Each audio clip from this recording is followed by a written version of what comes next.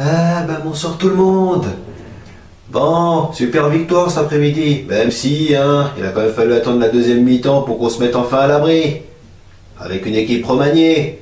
Il n'y avait pas Cavani, il n'y avait pas Mbappé, il n'y avait pas Verratti, il n'y avait pas Marquinhos. Bon, l'avantage, c'est qu'on les retrouvera mardi. Mais bon, petite victoire 2-0 à la petite semaine, hein, on gagne nos 14 points d'avance en championnat. Il a fallu que ça soit Di Maria qui nous sorte de la merde, hein, face à des Troyens qui ont été bien pires que les Marseillais mercredi dernier. Je sais même pas s'ils ont cadré un tir. Donc en tout cas, Areola, toi t'as fait qu'un arrêt, hein. C'est quand même bien beau de ne pas être sollicité, hein. T'étais au chômage technique pendant tout le match, mais au moins t'as répondu présent. Dans un stade, bah oui, dans un stade où on était à domicile, oui, on jouait à domicile cet après-midi, tellement il n'y avait pas d'ambiance, hein. Ah, ils sont où les ultra troyens là, on dirait, ils sont restés silencieux pendant tout le match. Et avec nous qui chantaient, avec nos ultras qui chantaient, hein. Bon, à part ça, je suis quand même bien content qu'on ait gagné. Même si la victoire paraît logique au vu des occasions, hein. Et puis, cet après-midi, il y a eu quand même un petit événement. Puisqu'il y a Timothy Weah, 18 ans. Il vient de jouer son premier match chez nous. Le fils de l'illustre Mister George. Hein? Quand j'étais petit, je l'ai pas vu jouer. En espérant qu'il soit aussi fort que l'était son père. Bon, faut pas espérer qu'il devienne président du Liberia. On sait pas si il aura les mêmes facultés que son illustre père en politique. Mais bon, c'est pas le sujet. T'as failli marquer un but cet après-midi. Bon, on a fait ce qu'on a pu.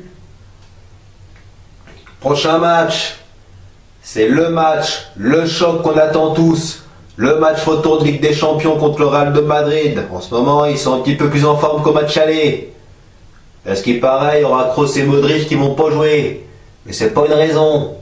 Parce que même si ce sera sans Neymar, on a l'avantage de jouer à la maison.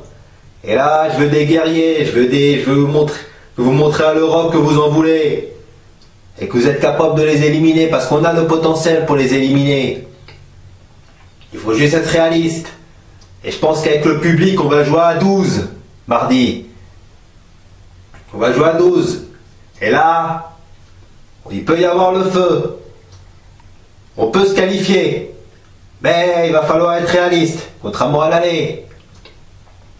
Alors, on va voir ce que nos guerriers vont faire. D'autant qu'il y aura Di Maria, ça c'est quand même l'homme en forme du PSG depuis le début de l'année. C'était son 11e but depuis le début de l'année. Et ce sera, en plus des deux autres, hein, Cavani et Mbappé, ce sera l'homme à surveiller. Alors, pour le poste de sentinelle, je préférerais plus Mota pour son expérience, mais surtout aussi pour son côté porte-bonheur, parce qu'il se trouve que lors de nos dernières déroutes en Ligue des Champions, il n'était pas là. Et c'est sûr que ses absences ont été bien préjudiciables, notamment à Barcelone, je précise. Bon, on vous attend mardi, c'est le match le plus important de la saison. Vous n'avez pas intérêt à déconner, hein. Sur ce, adios tout le monde et allez Paris!